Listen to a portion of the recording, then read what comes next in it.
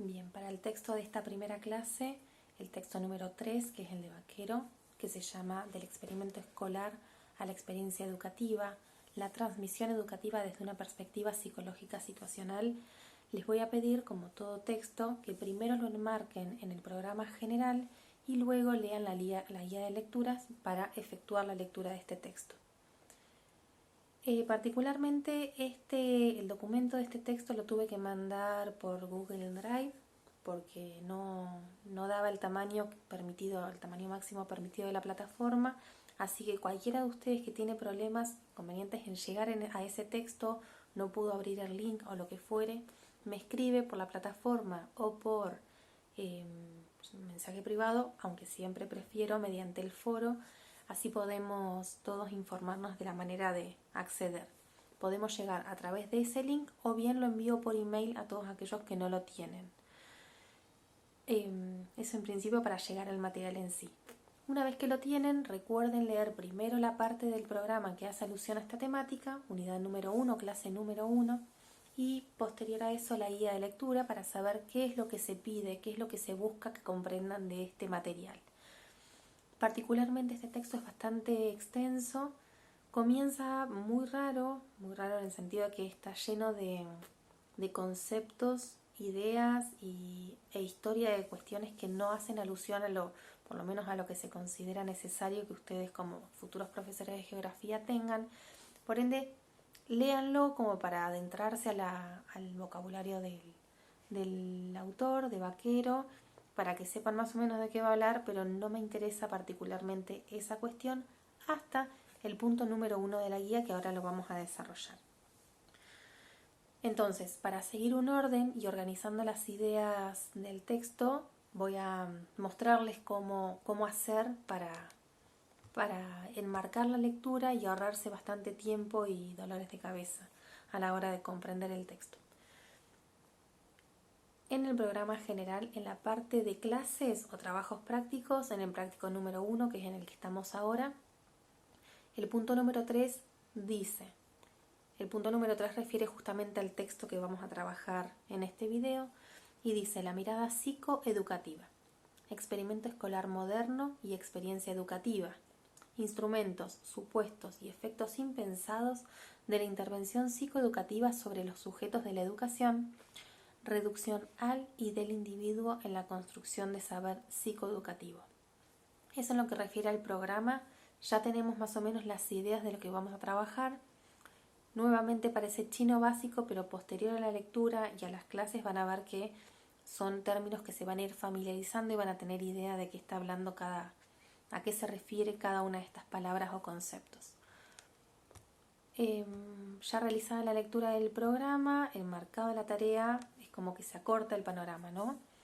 Nos sentamos con la guía de lecturas, que es lo que ustedes van a leer previo al material, y posterior al material se supone que vamos a acceder a estas clases, que son, nuevamente repito, una bisagra entre lo que ustedes leyeron en el material o lo que propone el autor y lo que ustedes como experiencia ya han tenido a lo largo de su vida o actualmente con algún niño que está en la escuela o con su propia experiencia como estudiantes. El punto número 1 de la guía dice: riesgos de operar desde un modo reductivo o aplicacionista y naturalizar el carácter situacional e histórico de la formulación de la psicología. Voy a desarrollar este punto, pero primero quiero que, además del programa y la guía de lecturas, tengan en cuenta que cuando vean este texto está permanentemente en una discusión y tensión entre cómo conceptualizar la práctica, el proceso de enseñanza-aprendizaje, desde una perspectiva antes del giro y una perspectiva posterior al giro contextualista. Recuerden que antes del giro el único responsable era el sujeto y posterior al giro concebimos como unidad de análisis para el aprendizaje escolar a la actividad que tiene un montón de componentes más que solamente el sujeto, por ende los responsables del éxito o del fracaso del conocimiento o del proceso de enseñanza-aprendizaje van a ser cualquiera de estos 6 factores que componen la actividad. la unidad de análisis multitriádica que hacíamos alusión en el video anterior con el texto de Vaquero en búsqueda de una unidad de análisis. Ahora, insisto en que cada vez que lean el texto comprendan al autor que está trabajando sobre esta comparación permanente entre dos paradigmas. Antes del giro contextualista se le llama paradigma sustancialista o paradigma clásico o moderno. Son estas tres formas de que hace el autor de referirse a esta concepción de la educación previa al giro, antes de darnos cuenta o darse cuenta de que el contexto y la cuestión social hacen a cómo el sujeto aprende y qué aprende. Posterior al giro se llama paradigma contextualista o situacional, ¿no? Hay una comparación entre la situacional, que es posterior al giro, y la sustancialista antes del giro, y el paradigma clásico o moderno versus el paradigma contextualista. Son estas continuas tensiones que hacen una alusión prácticamente a lo mismo, es el antes o después del giro contextualista. Dicho esto, pasamos a desarrollar este primer punto, que es el riesgo de operar desde un modo reductivo o aplicacionista y naturalizar el carácter situacional e histórico de la formulación de la psicología. ¿Qué quiere decir esto? Riesgos de operar desde un modo reductivo o aplicacionista. ¿Se acuerdan que en el primer texto se decía que el discurso hegemónico era el de la psicología? O sea, un grupo de psicólogos se basa en el desarrollo evolutivo de la persona, del sujetito, y en base a esos conocimientos universales, porque todos los niños supuestamente tienen estas características de manera normal o normativa, en base a estos conocimientos formulan el dispositivo escuela. Y entonces esperan que este niño natural y universal, sentado en un clima o en una situación natural, universal y espontánea como es la escuela, se desarrolle de una manera esperable. Porque si el niño es siempre el mismo, de las mismas características, y la escuela es simplemente un lugar de contexto, que es un recipiente donde se van a generar los conocimientos, el chico debería responder de manera igual para cualquier tipo de situación, en cualquier clase, con cualquier característica. Esto funciona un estilo experimento. Por eso el título del texto es Del experimento escolar a la experiencia educativa. Lo que plantea este texto es que justamente no es un experimento, no es que 1 más 1 son 2, no es que un niño en una escuela va a dar conocimientos teóricos, sino más bien que el aula es una experiencia educativa donde nada se sabe sobre el desarrollo, sino que el desarrollo va a depender de las interacciones sociales y de los instrumentos que se utilicen a la hora de enseñar y de aprender, más toda la cuestión contextual, que es la base del triángulo en la unidad de análisis. Entonces, en el primer punto está diciendo, ojo con operar desde un modo reductivo o aplicacionista del discurso de la psicología, ¿no?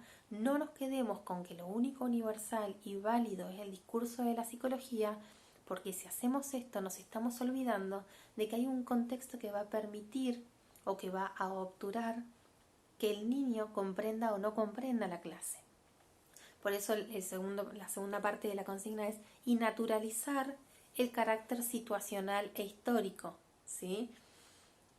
Insisto, si nos quedamos con los libros, de la experiencia no vamos a tener absolutamente nada, no nos va a sorprender nada en la experiencia, y por ende uno de los riesgos es que si pienso que el niño se va a desarrollar de manera natural, mi práctica como docente no tiene nada que hacer, no tiene alcance, ni simplifica, ni obtura, no tiene relación mis clases con el desarrollo del chico. Entonces, esto es un riesgo.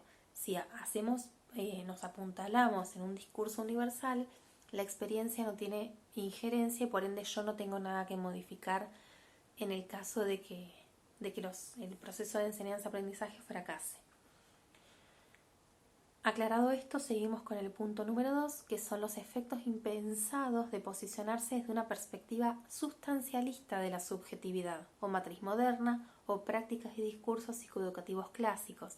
Acá en esta consigna me encargué de de englobar dentro de varios conceptos la misma idea, ¿sí? Previo al giro se llama perspectiva sustancialista, ahora explico por qué, matriz moderna o prácticas de discursos psicoeducativos clásicos. Piensan en la palabra sustancialista porque está haciendo alusión a características de la persona. Sustancialista de la subjetividad hace eso, está diciendo culpa o gracias a las características de la persona individual es que este proceso va a fracasar o va a tener éxito. Entonces, los efectos impensados de posicionarnos como docentes en esta práctica es justamente esto. Es no advertir que nosotros somos responsables de que los chicos aprendan. Ahora bien, hay una serie de puntitos que están en la consigna para que ustedes no se pierdan en todo el texto, en el extenso texto que dice ponderación de la diferencia como deficiencia, riesgo de operar desde una matriz evolutiva de curso único. Matriz evolutiva de curso único hace alusión justamente a esto, pensar que el niño de 0 a 2 años tiene determinadas características evolutivas, de 2 y 1 mes a 5 años otras características, de 5 a 11 otras y de 11 a 15 otras y de 15 en adelante otras. Estoy hablando, cuando hago mención a esto, seguramente muchos de ustedes han trabajado algún texto o se han aproximado a las teorías de Piaget. Jean Piaget habla de justamente la psicología evolutiva, un niño cómo evoluciona, una persona cómo evoluciona cognitivamente. Imagínense que lo que describe es estructuras cognitivas de un niño de 0 a 2 años tiene determinadas características. Posterior a esto hay una evolución, un salto cualitativo y cuantitativo de otra estructura cognitiva mayor que la anterior y así sucesivamente. Estos son los discursos que fundamentaron el porqué y cómo de la escuela, pero no podemos quedarnos con esa explicación evolutiva de curso único, que significa que simplemente por este desarrollo y esta teorización que hizo un tal Piaget, vamos a esperar de ese chico que desarrolle de la misma manera en que Piaget lo teorizó. Porque vamos a ponderar la diferencia como deficiencia. ¿Qué quiere decir? Cualquier sujeto que tenga la edad que dijo Piaget, pero que no tenga ese desarrollo que especificó, lo vamos a considerar como deficiente, ¿sí? Nuevamente, o una vez más, si nos posicionamos desde un discurso aplicacionista que se aboca solamente a las características subjetivas, vamos a ver que el culpable siempre es el chico. Si no hace lo que un tal Piaget esperó y teorizó en su momento, entonces es deficiente. Esto, luego del giro, se va a abrir el panorama y vamos a empezar a ver que hay otros componentes en juego. Entonces, diferencia como deficiencia es si no ingresás a esa estructura que se dijo antes, entonces sos deficiente. Punto número 2, considerar a la situación como inherente al proceso de desarrollo y constitución de la subjetividad. Consecuencias de abstraer la situación en la que se constituye el desarrollo, diferenciando la psicología del niño de la psicología del alumno. Bien. Nuevamente, pensemos en la diferenciación de la psicología del niño y del alumno. Piénsenlo como la psicología del niño es la teorización y el librito que construye, o toda la teoría evolutiva que construyen los psicólogos evolutivos, descontextualizada en el sentido de, esta vez sí con una connotación negativa, de pensar que ese desarrollo no tiene absolutamente nada que ver con el contexto. Es como que el sujeto nace, se desarrolla, evoluciona, como si nada del contexto tuviese injerencia. Bueno, esto es un peligro porque estamos hablando de que la subjetividad se constituye solo, cuando en realidad la subjetividad siempre es en sociedad y más una formación en educación formal. Habíamos dicho que como proyecto político se constituye con la intención de formar sujetos específicos, una cognición específica. Entonces, el contexto no solamente es una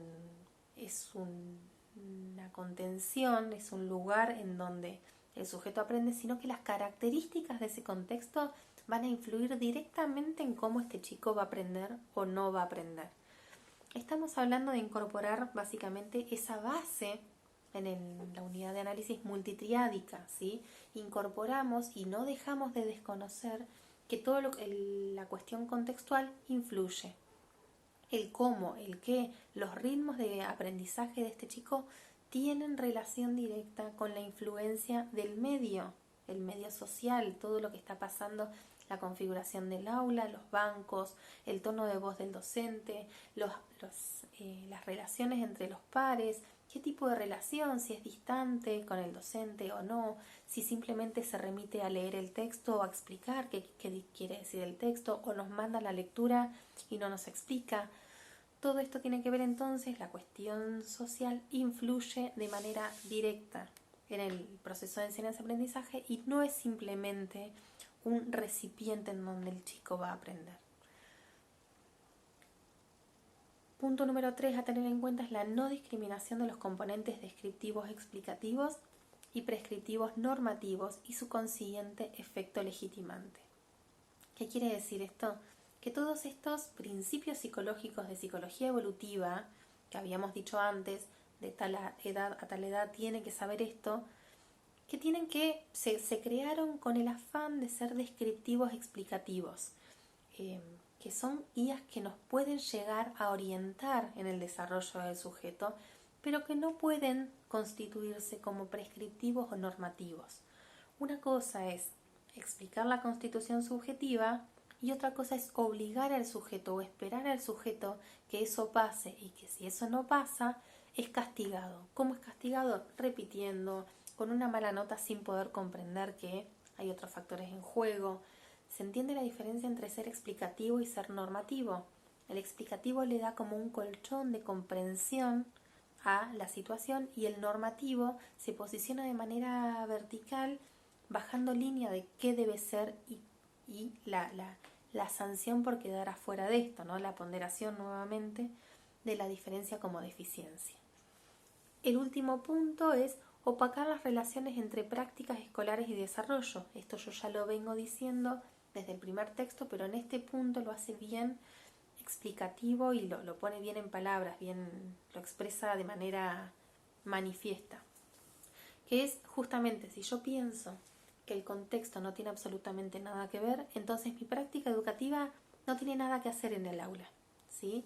Si yo me posiciono desde un lado previo al giro contextualista o desde una perspectiva sustancialista, lo que quiere decir, estoy dando por hecho de que mi actividad como docente no tiene nada que aportar a ustedes como estudiantes, porque si tienen una edad suficiente para comprender los textos y los textos los tienen a mano, entonces 1 más 1 es 2, ustedes a la hora del examen tienen que comprenderlo perfectamente y haber asimilado el objeto de estudio sin ningún sobresalto. Entonces, opacar las relaciones entre las prácticas escolares y el desarrollo de ustedes es posicionándome desde la práctica sustancialista de la subjetividad.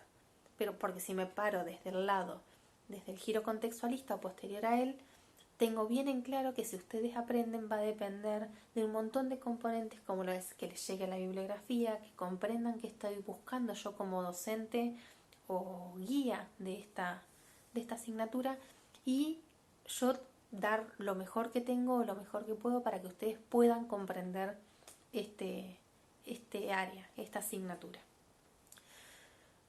Dicho esto, el último punto termina. Todo ello habla de la triple naturalización del alumno, del espacio escolar y de las intervenciones psicoeducativas. ¿Qué quiere decir?